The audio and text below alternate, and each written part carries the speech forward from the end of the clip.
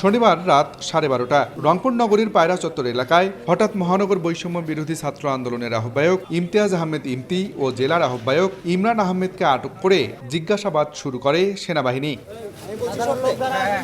এরপরই তলব করা হয় মহানগর বিএনপির আহ্বায়ক শামসুজ্জামান শামু, সদস্য সচিব মাহফুজুর নবী ডন ও জেলার আহ্বায়ক আনিসুর রহমান লাকুকে। বৈষম্য বিরোধী ও বিএনপি নেতারা জানান, মূলত জিএম কাদেরের বাসভবনে হামলা ও অগ্নিসংযোগের ঘটনায় জড়িতদের চিহ্নিত করতেই সেনাবাহিনীর এ জিজ্ঞাসাবাদ। হামলা করেছে, ওখানে আগুন জ্বালিয়েছে, তাদের বিষয়ে জিজ্ঞাসা করেছে।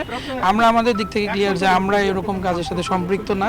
ভিডিও দেখালেন, তখন আমাদের দলের একজন পরিচিত বের হলো, আর একজনের নাম বলছেন। আমাদের সংগঠনের কেউ যদি এই রকম ঘটনার সাথে জড়িত থাকে, আমরা অবশ্যই সাংগঠনিকভাবে তার বিরুদ্ধে ব্যবস্থা নেব।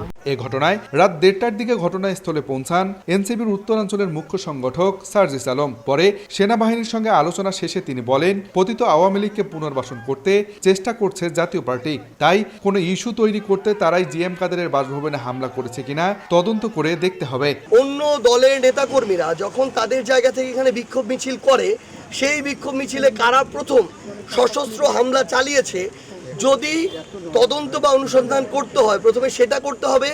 মামলা হলে প্রথম তাদের বিরুদ্ধে হবে, গ্রেপ্তার করলে প্রথম তাদেরকে গ্রেপ্তার করবে।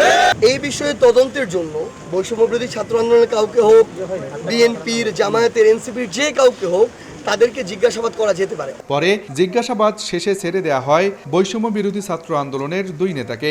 ছবি দেখেছেন, তারা আইডেন্টিফাই করতে পেরেছেন যে কেউ আছে তাদের দলে, যাদের হাতে লাঠি এবং অন্যান্য যে সকল জিনিসগুলো ছিল সেনাবাহিনীর কথা ছিল, তারা বিব্রত বোধ করেছেন এবং কথা দিয়েছেন আগামীকালকে তাদেরকে হাজির করবে। গত 29 মে জাতীয় পার্টির চেয়ারম্যান জিএম কাদেরের রংপুরের বাসভবনে হামলা ও অগ্নিসংযোগ করা হয়।